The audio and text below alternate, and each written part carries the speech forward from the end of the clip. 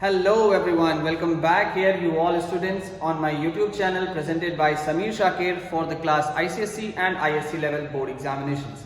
आज हम लोग बात करने वाले हैं स्पेसिमेन पेपर की क्लास 12 का फिजिकल एजुकेशन से रिलेटेड है।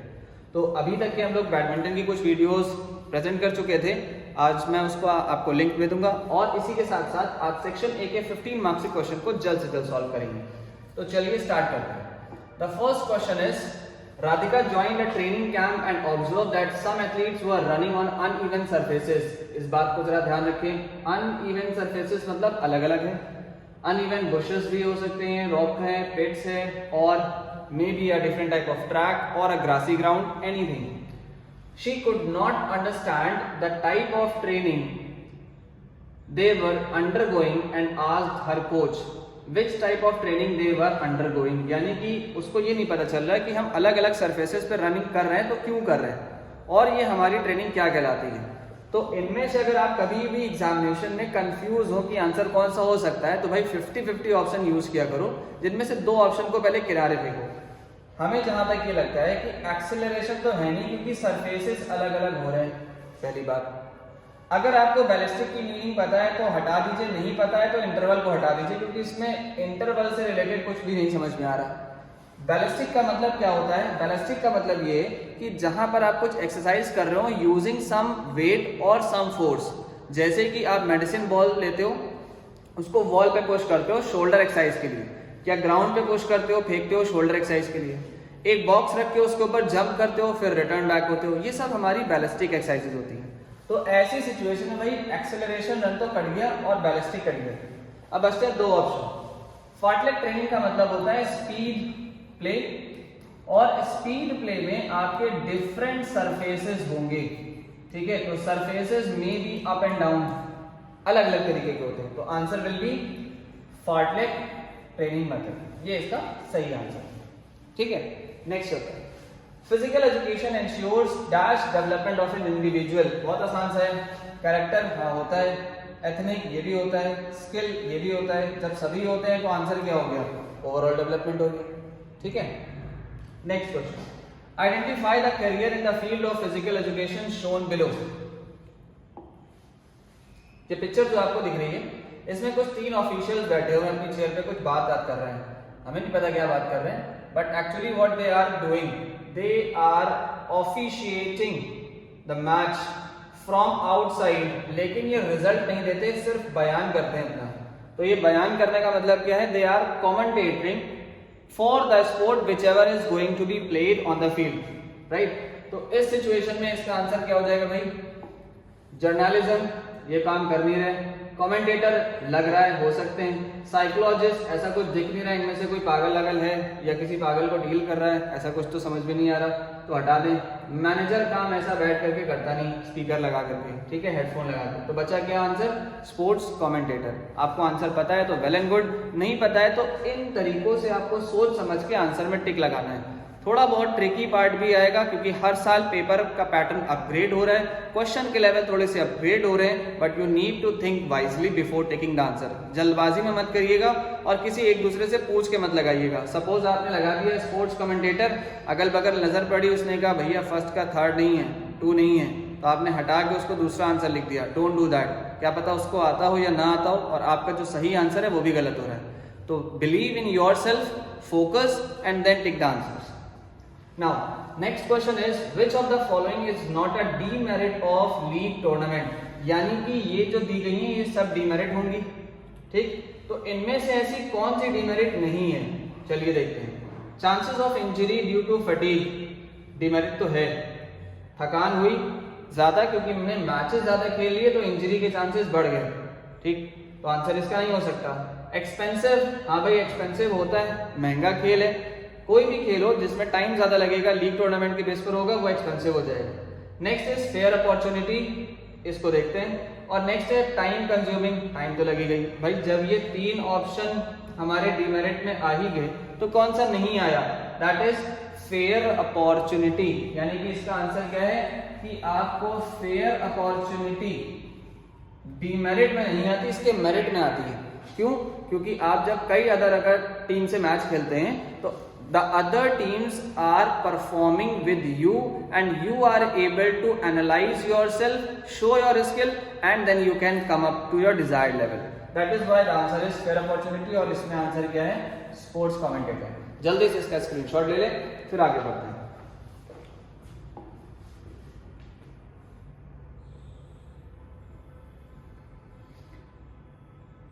Next question. भैया आपने कंपटीशन एंड टूर्नामेंट्स वाला चैप्टर पढ़ रखा होगा. अगर नहीं पढ़ा है तो मेरे कुछ वीडियोस इसमें पढ़े हुए हैं स्टेयरकेस के बारे में, साइक्लिक मेथड, आप उनको जाकर के रेफर सकते हैं, सीख सकते हैं. कुछ ना समझ में आए तो आप कमेंट बॉक्स में कमेंट कर दीजिए, उस पर वीडियो आपको मिल जाएगी. Next, moving to this picture, which type of fixture this is showing. घर में आप अपने फर्स्ट फ्लोर से सेकंड फ्लोर तक जाओगे तो ऐसे सीढ़ी चढ़ते हुए जाओगे, तो ये क्या यूज हो रहा है? स्टेयर. कुछ नहीं समझ में आ रहा, सिंपल सा एक मेथड देखो किस तरह का है, स्टेयरकेस मेथड. आंसर यहाँ भी मिल जाएगा. हो गया भाई लोग, स्टेयरकेस मेथड बहुत इजी है. नेक्स्ट है रीजन बेस्ड क्वेश्चन. ये थोड़ा सा दिमाग लगाना पड़ेगा आपको. Given below are two statements marked assertion and reason. Assertion का मतलब होता है तर्क देना, दलील देना, और रीजन का मतलब ऐसा है तो क्यों है, वजहत बताइए. तो read the two statements carefully and choose the correct options. Sports training is an unorganized instruction for a planned performed activity. भाई स्पोर्ट्स ट्रेनिंग तो ऑर्गेनाइज्ड होता है, अनऑर्गेनाइज्ड कहां से हो गया? इस कीवर्ड को पहले तो सीख लें, पकड़ लें, आगे चलें. It trains the player in enduring physical load through a variety of physical exercises backed up by necessary tacticals and technical inputs. Reason तो सही है, बट यहाँ पे अनऑर्गेनाइज्ड की बात तो नहीं हो रही. ठीक है, तो ऑप्शंस क्या कह रहे हैं इसके, ये देखिए भाई. पहला कह रहा है assertion and reason are true and the reason is correct explanation of A. Possible ही नहीं है, यहाँ तो अनऑर्गेनाइज्ड बता दिया. दूसरी बात कह रहा है both assertion and reason are true and R is the correct explanation, R is not the correct explanation of A. ऐसा तो है नहीं, R तो सही है भाई, रीजन हमारा सही है. तीसरा कह रहा है assertion is true and reason is false, और चौथा कह रहा है assertion is false and reason is true. इस सिचुएशन में आप देखें, स्पोर्ट्स ट्रेनिंग हमारे लिए अनऑर्गेनाइज्ड इंस्ट्रक्शन तो नहीं होता. ठीक, ये एक ऑर्गेनाइज्ड इंस्ट्रक्शन है जिसमें हम प्लान परफॉर्म्ड एक्टिविटी करते हैं और इसी को प्रॉपर तरीके से कराते हैं. तो ना ही assertion सही है यहाँ पे, लेकिन प्लेयर हमारे फिजिकल लोड और वैरायटी के थ्रू टेक्निकल और टैक्टिकल इनपुट सीख रहे हैं. तो इसका आंसर क्या है? Reason is true. आपको इसके सैंपल पेपर को जब आप सॉल्व करेंगे तो मे भी शायद इसका आंसर सी दिया हो, बट ऐसा नहीं होगा. assertion is false and reason is true ही होगा. ठीक है, नेक्स्ट चलते हैं आगे. A condition of the body or mind that makes it difficult for the person to do certain activities is called. जहां पर कोई पर्सन अपनी एक्टिविटी परफॉर्म ना कर पाए तो वो डिसेबल हो गया. हम अपनी बॉडी के थ्रू, अपने लिम्स के थ्रू वो मूवमेंट नहीं कर पा रहे और काम नहीं कर पा रहे. That is why it is called as disability. Right. Next, dash is the rapid spread of infectious diseases. Okay, too many people in a given population. ये आप मैनी पॉपुलेशन की जब बात हो रही हो, गिवन पॉपुलेशन की बात हो रही हो, ऑल ओवर वर्ल्ड की बात हो रही हो, तो this is called as epidemic, यानी कि सब जगह पर फैला है. जैसे कि अभी कोरोना का केस आया था, that was also called as epidemic. In the same situation it is called as epidemic as a rapid spread of infectious diseases.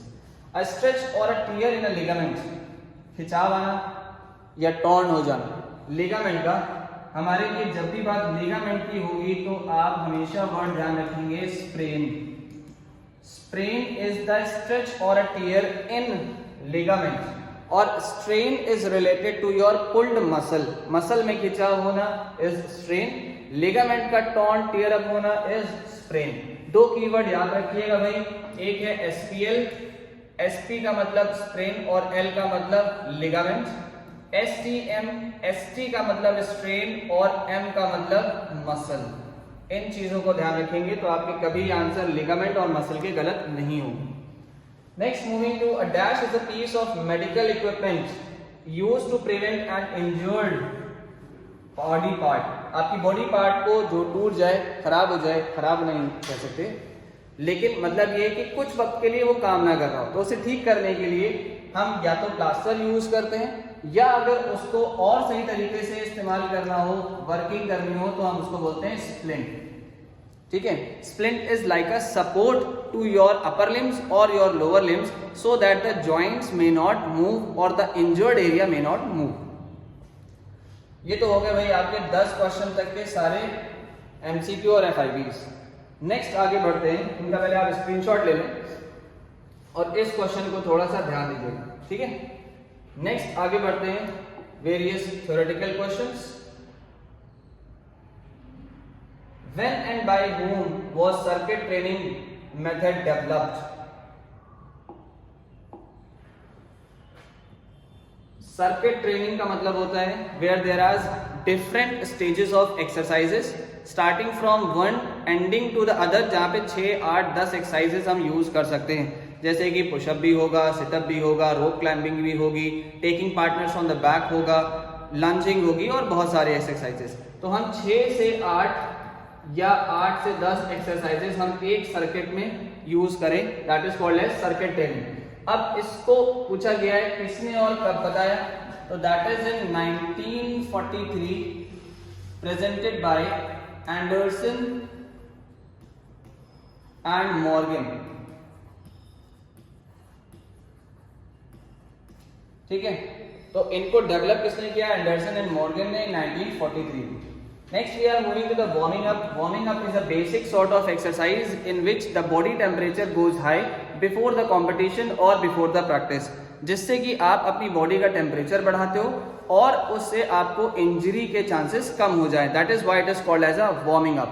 Warming up कई तरीके के होते हैं, एक्टिव, पैसिव, जनरल वगैरह भी होते हैं। ये जो अपर वगैरह पहन के रहना है, this is called as a basic warm up, जिनमें आपको कुछ एक्स्ट्रा वर्किंग नहीं करनी, बॉडी का टेम्परेचर अपने आप मेंटेन रहता है।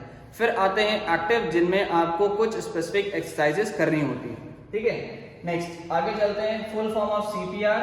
CPR is related to cardio pulmonary resuscitation. इसका मतलब ये हुआ जब कोई केस ड्राउनिंग का हो या ऐसी सिचुएशन में हो जहां पर उसे सांस नहीं आ रही, ब्रीदिंग प्रॉब्लम हो रही है, तो चेस्ट के पास, यहाँ पर middle of the chest, heart के पास हाथ रख के उसे कंप्रेशन दिया जाता है, so that whatever the water is there holded inside the lungs can come out, जिसको हम लोग एक सीपीआर मेथड भी कहते हैं। राइट, तो आप ये ड्राउनिंग के केस में स्पेसिफिकली पढ़ेंगे फर्स्ट एड और इंजरीज में। नेक्स्ट क्वेश्चन है grazes. Grazes is refer to a sort of abrasion type of injury which disintegrates और separates the upper layer of the skin. जो आप कभी गिर जाते हो तो आपके चोट लग जाती है, छिल जाता है, मोस्टली मेजर जॉइंट्स में, एल्बो के पास, नी के पास, शोल्डर के पास, तो ये छिलना हमारे लिए क्या कहलाता है, एब्रेशन।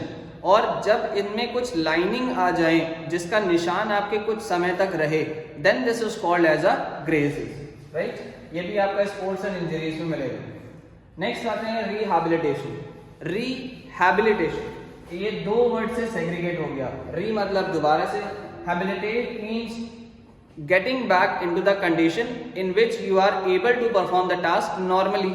तो where after the recoupment of the injury when you are able to readopt, आप दोबारा से अपनी नॉर्मल कंडीशन में आ जाएं, then this is called as a rehabilitation.